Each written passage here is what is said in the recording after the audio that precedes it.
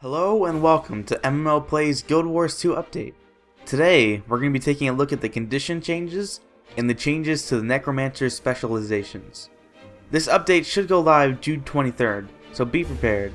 Now, there is a massive amount of changes to each and every class and to all the conditions, but I handpicked the ones that I felt had the biggest changes. The condition updates. Damaging conditions were all reworked to better ensure damage is properly being delivered in large-scale combat. All damaging conditions are changed to intensity stacking, and the maximum number of stacks of each damaging condition have been raised to a much larger number than that should never have been hit under normal circumstances. All damaging conditions will now stack up to 1,500 times. That is a lot! So, basically, it is now viable to run a condition build at world bosses. So it's a pretty big deal. So, in other words, a full map shouldn't hurt your condition damage output anymore. Well, that's allegedly. We haven't actually seen it in action. You need about 700 condition damage on your build to break even after this change. So basically, if you have less than 700 condition damage, this is actually going to be a bit of a nerf to your condition output. But otherwise, this is generally a very positive change. Bleeding. The formula for this condition has been rescaled to push more focus on the damage onto the condition damage stat. So basically, it used to be kind of flat, I believe, but now it's much more... Okay, it wasn't flat, but it was nearer to flat than it is now. Now it's much more condition based.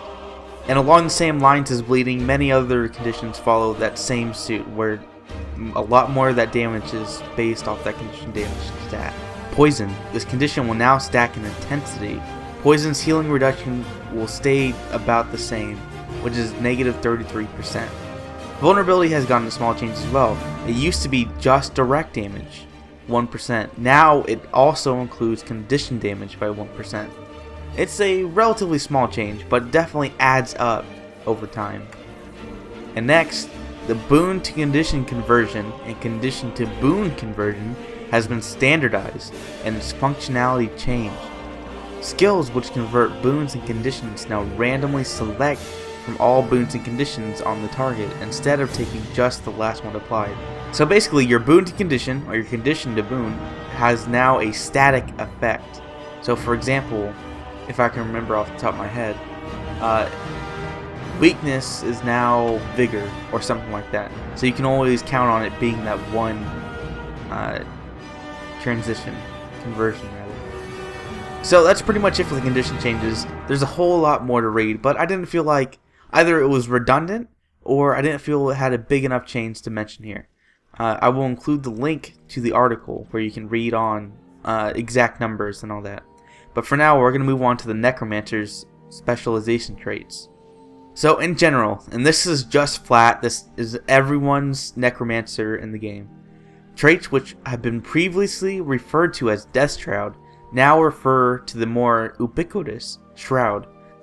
Now there is no distinction from the Death Shroud, which everyone uses right now on their Necromancer, and the new, I forget exactly what it's called, but the new Reaper Shroud. Traits which previously referred to specific skill names within Death Shroud now refer to specific skills as Skill Shroud 1 and Shroud Skill 4. So that's relatively self-explanatory. It's to further merge those two shrouds so that one is not, say, more powerful or confusing the other. Blood magic traits that siphon health now heal through Shroud. So I'm not 100% on this, but that sounds like if, say, you have a heal on hit trait or a heal on critical hit, that will actually heal you instead of maybe your Shroud or not at all. I'm not 100% on that though. The effects of siphoning skills and traits has been increased by 20%, and that's flat. That used to be like an adept trait or something like that. So that's a pretty great flat trait that I mean, not a flat trait, but a flat buff that the Necromancer gets. It's really great. Life Force maximum increased by 15%. Another great flat change buff to the Necromancer in general. Well skills now use ground targeting by default. They used to be also used to be a trait, so it's another great buff to the Necromancer. The area of mark skills has been increased to 40. Mark skills recharge have been reduced by 20%. Mark damage has been increased by 10%. So overall, these like a lot of these general changes to the Necromancer are now. They used to be traits. Now they're just flat bonuses. So I think that's really great. That's really gonna help the Necromancer get back into standard dungeon running and meta and all that. This change is pretty interesting. Blood is power. That's the skill that you bleed yourself and apply might. Well, now this applies only 8 stacks as opposed to 10, but it also gives might to allies. So it's a pretty big deal, especially in dungeons.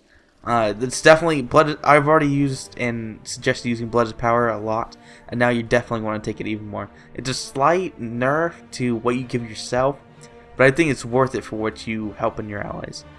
Okay, so now the controversial change, the nerf. The Lich form previously was, I mean not previously, but it is a ultimate or elite skill where you turned into that big dude, and for a while you had all these special skills. But now it's considered a spectral skill, which means it's affected by traits that say increase the length, and it grants 15% life force on end. Not a big deal. The big deal is reduce the base duration of the skill to 15 seconds from previously 20. 20 wasn't even enough by itself. Now that it's 15, it's a 25% reduction. You cannot take Lich form unless you take that trait that increases. I believe it increases it by 50%. But I don't know, man. I don't know. It's pretty big. I mean, it's by making it a special skill, I'd say it kind of evened out. But generally, I think people are going to switch from using Lich form to say Plague form. Especially with condition changes, which isn't a bad thing. Plague form is pretty good. So on to Spectral Walk. This is another controversial change. This skill can no longer be activated while in midair. I personally never used it. I don't think it's really something that is going to affect whether or not people take it. I think it's just something that's kind of gimmicky, especially if you're like on, say, Skyhammer or in specific situations in World v. World. So it's not a big deal, but it is a nerf. There's a whole lot more general traits, but I'm going to stop there. I think those are the main ones that you need to listen to. So we're on to the traits now. The actual traits. So in the spite spec line, not a whole lot changed. So I'm just going to skip that one. I'm going to go right into curses. Now this is the minor trait. Barbed Precision. Critical hits have a 33% chance to inflict bleeding. The duration of your applied bleeding stacks is increased by 20%. Now that was previously an indepth skill, so that's pretty neat. Target the weak. Your critical hit chance is increased by 2% for each condition you get on your target. Now that's if you know, that's largely unchanged. But additionally, you gain condition damage equal to 13% of your precision. Now that's new. If you're running like a condition precision build or whatever, something crazy like that, that's a big bonus, 13%. So onto the Grandmaster trait, we have Lingering Curse. Gain 150 condition damage while wielding a scepter. The base duration of all scepter conditions is increased by 100%. Now that is a freaking-enormous buff for staff. You should never not take staff going forward. That's incredible, especially with the flat general buffs to the Necromancer we saw above. That's incredible. It really is. You should always take that. You should always take staff. I always take staff anyway, but that means that's just a huge buff. The 150 condition damage isn't huge, but the condition increase, especially with the changes to conditions, that's huge. It's huge. Definitely take it. Probably, I think, one of the biggest changes that I really like. On the death magic. The minor that I felt was the most impactful was Beyond the Veil. When you exit Death Shroud, you and your minions get protection for 3 seconds. So that's assuming... No, okay, I'm getting two things confused. It's pretty neat. Protection, that's alright. Especially if you're running a minion build. That's a lot of protection for a lot of minions. Onto the adept traits. Minions have 50% more health and grant you 20 toughness for each one you control. This is now an adept instead of a master, so there's more incentive to pick it over than it used to be. Shrouded removal. Remove a condition when you enter Death Shroud, and every 3 seconds that you remain in Shroud. So I wrote down here that it's buffed, I guess. I don't know. It doesn't really leave much of an impact. I think it used to be you removed just one condition when you enter Shroud. Now it's every 3 seconds. So if you're running like a pull condition build onto you, that would definitely be helpful. But otherwise, I don't think I'll ever take that. So on to Master. Especially since I don't like being in Shroud at the moment. I prefer to just stay out of Shroud and only use that as a backup while I heal up as much as possible. So anyway, on to Master. Necromancer Corruption. Increases minion damage by 25%. Every 10 seconds your minions will take on one condition from you, and minions transfer conditions when they hit with attacks. This can occur once every 10 seconds per minion. I wrote down here it says slight buff. Again, it doesn't really make that much of an impact, basically on the way I play. Maybe with all these with all these changes coming in for the Necromancer, I may try a minion build. But I don't know. It seems kind of like there's a lot of buffs to minions and everything, but they just still feel so weak. I don't know, and leaves you weaker yourself too. And it's especially in like like a world boss situation, they're just gonna be completely useless. Yeah, and dungeons they can cause trouble, and I don't know if it's worth it. It's something that's like if you're exploring the world, it might be fun to use, but I don't know. We'll see. It's something. A lot of these numbers, right?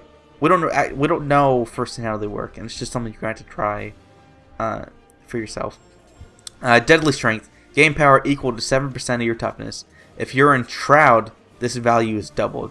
This is incredibly great for soldier builds. I run a soldier build, and I'm definitely going to be taking this for my master trait. If I do go to this spec line anyway. Under Grandmaster. Corruptor's Fervor. Whenever you apply a condition to a foe, gain a stack of Corruptor's Fervor for 8 seconds, which grants 30 toughness and 2% reduced incoming condition damage per stack. So this isn't particularly impactful, but it is new, so I wanted to include it. On to Blood Magic, my favorite trait line, and this one that got the most changes, I believe. It did indeed. Mark of Evasion. This is a minor trait, by the way. Cast Mark of Blood when you dodge roll. Now that's interesting. This is now a minor trait instead of adept. I don't 100% agree with it. I don't believe that really fits into the Blood Magic line as a minor trait, but it's still pretty great. It's on his 8-second cooldown, by the way. Vampiric minor trait. You siphon health with your attacks. Your minions siphon health and give it to you. Minions now siphon health in this minor. So that's pretty big. So now if you're running a minion build, you don't have to take that trait previously that had your minion siphon it. You just have this bundled into one minor. Last Rites. Gain increasing healing power based on how low your health is. Other allies near you do not bleed out while downed. That's a pretty big change. I mean, let's just take this in 2 parts. Alright, so I'll start with other allies near you do not bleed out while downed. That's okay. It's definitely going to be helpful in small spaces and like dungeons, but I don't see that being a huge change, like say in World or PvP. To be honest, you shouldn't be down in PvP anyways. But it's a neat change, but it's not that big. But gain increasing healing power based on how low your health is. Now that's pretty cool. So it used to be there used to be a trait for that Grandmaster that I really liked. It's once you're above 75%, you had 120 plus power, and I really like that. But this is pretty cool too. So basically, I think it flows well into this kind of blood magic line. So it's all about staying topped up, right? So, or it's about like, I think it's just about like keeping you from dying. That's what I meant to say. It's a great trait for keeping you from death, which I think is what it needs to be doing. And the previous one was just like, oh, okay, that's a nice buff, and if I can keep myself above 75%, which can be hard, especially since you'd had to run a healing power build, in my experience, to really keep that going, especially in dungeons. But anyway. And by the way, anytime I say dungeons, I extend that to like Fractals of the Mist and Silver Waste and all that. Any team-based challenges. Onto the adept trait. Wait, no. Wait. This is the last one. What was it called? Reaping? Soul Reaping? I didn't write it down here. The adept trait is Ritual of Life. Revive allies 10% faster when you start reviving, casting a well of blood. So that's pretty neat. That's definitely something you want to take if you're like doing a world boss train. The 10% is not a huge amount, but when you cast the well of blood, that's pretty neat. So definitely, like, the first thing that comes to mind is like, when you're attacking Dormag, right? In the second phase, there's a whole bunch of people in the small area. That'll definitely help then. Quickening Thirst reduces recharge of dagger skills by 33% if used while you're over 75% health. Move 25% faster while wielding at least one dagger. It used to be a single trait that said move 25% faster with 2 daggers or 15% for 1. So they bundled it into the dagger recharge rate, which I think is really cool. I'll probably be taking, well, I'll take it for a while until the Necromancer gets the greatsword, and then I'll replace my my daggers with that greatsword. So it'll be cool until then.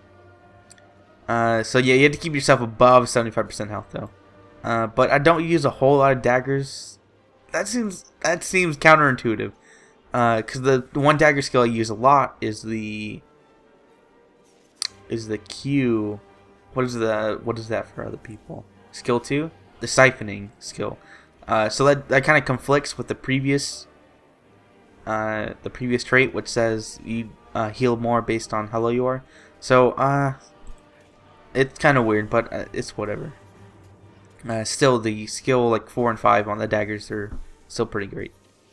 Master trait, Life from Death. When you exit Death Shroud, you heal and partially revive allies around you. That's pretty big, especially if you're going World Boss Train. It's a lot of healing. I guess you could kind of spec for it in dungeons. I think that'd be really awkward, to be honest. You'd have to go full-on tank healing power, and I don't think it really exists. But your DPS would be absurdly low. You'd have to go like conditions. I don't really care for it. I think a lot of people are saying that's really cool. I think it'd be cool in World v World. I cannot say that word. World v World. But otherwise, I wouldn't take it like ever. Vampiric Presence. You and your allies near you siphon health with attacks. That is so freaking cool. So normally you would siphon like, what is it, 50? I think it's like a baseline or of like 40 HP per attack with a dagger, for me anyway, with my build. So imagine all of the allies around you. It may just be 5, but let's say all the allies around you say like Antecatal. That would be so freaking amazing. That's so huge. I love that change. I will always take that. Oh wait, but it's until reaping. I don't know. We'll see. Well, no, actually, I completely messed up. Oh, I messed up. Okay, this is blood magic. So all the ones I just said previously were all in blood magic. I get soul reaping here pretty soon. I messed up my notes. Anyway, that's really cool. I'm always going to take that. Always, always, always. That's amazing. Grandmaster trait. Transfusion. Shroud skill 4 heals and partially revives nearby allies. Additionally, alright, get this. You teleport up to 5 nearby downed allies to your location while channeling the skill. That's crazy. Oh my god, that's crazy. Whew. That's crazy. If you combine that with Life from Death when you exit Death Shroud and partially heal allies around you, that's incredibly huge. You can definitely previously I was unsure about it, but now I'm thinking like, yeah, that might actually work. If you run a healing build, I cannot believe I said the build. If you don't know, Shroud skill 4 on the regular Reapers, Life Siphon, which is a big AoE heal from and damaging from nearby allies. It's a pretty short channel, but I mean it's really cool, and it teleports you to you, which is huge. I can see that being incredibly effective in dungeons like Fractals of the Mist. And on to Soul Reaping. There wasn't a whole lot of changes here either. I just noted the Grandmaster trait, which is Dumbfire. Shroud skill 1 inflicts 1 stack of burning for 3 seconds when it hits. So it's kind of like you're like a pseudo guardian. But otherwise, that's pretty much it. I picked the traits again. I picked the traits that I felt had the biggest impact on the Necromancer right now. I just kind of skimmed through it and I was like, oh, okay, that looks cool. That's cool. That's cool. Let's pick this one. There's definitely a bias towards a kind of soldier build where power, toughness, vitality. So if you're like, oh man, why didn't you pick this? This one's so awesome. That's probably why. I run a very what would they call it? Close melee, and then when I'm in trouble or I need to heal, I switch the staff for a bit, or if I'm doing AOE, and I would use the Death Shroud as a last resort. So if I missed anything big you want me to mention, leave a comment below. But otherwise, this has been MMO Plays Guild Wars 2 update. And remember, this update goes live June 23rd, I believe. And it'll be a pretty big change. So make sure to get in there, check it out. Otherwise, thanks for watching.